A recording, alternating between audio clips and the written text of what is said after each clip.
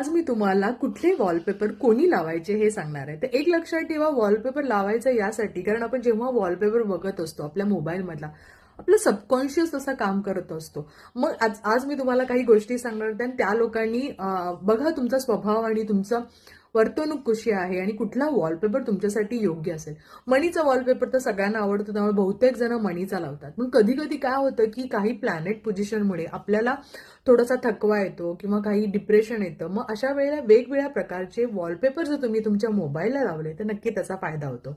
जसं काही लोकांना काम करायची इच्छा तर असते, पण प्रत्येक काम करताना त्यांना लेझीपणा जास्त येतो आणि त्याचबरोबर हळूहळू काम करायची सवय असते. अशा लोकांनी धावत्या घोड्याचं चित्र जर तुम्ही तुमच्या मोबाईल वॉलपेपरला लावलं तर तुमच्यामध्ये एक एनर्जी निर्माण होते आणि तुम्ही वेगाने काम करण्यास स्वतःला एनर्जी करता आणि त्या गोष्टी तुमच्या आयुष्यात होतात. त्याचबरोबर ज्या लोकांना आत्मविश्वास फार कमी आहे किंवा काही गोष्टी मनासारख्या होत नाहीयेत, त्या लोकांनी आठवणीने सिंहाचं चित्र जे मी दाखवते ते लावा, जेणेकरून तुमच्या आयुष्यामध्ये एक आत्मविश्वास वाढेल आणि तुम्ही स्ट्रॉंग एनर्जीने काम करा. ज्या लोकांना पैसा तर कमवायचा आहे पण वेळेचं भान नसतं, त्यांनी हे दाखवलेलं आहे चित्र, हे लावा. बघा, पैसाही येईल आणि वेळ तुम्ही अगदी ऍडजस्ट करून व्यवस्थित करून काम कराल. त्याचबरोबर प्रेम भंग होतोय त्यांनी नक्की गुलाबाचं फूल लावा.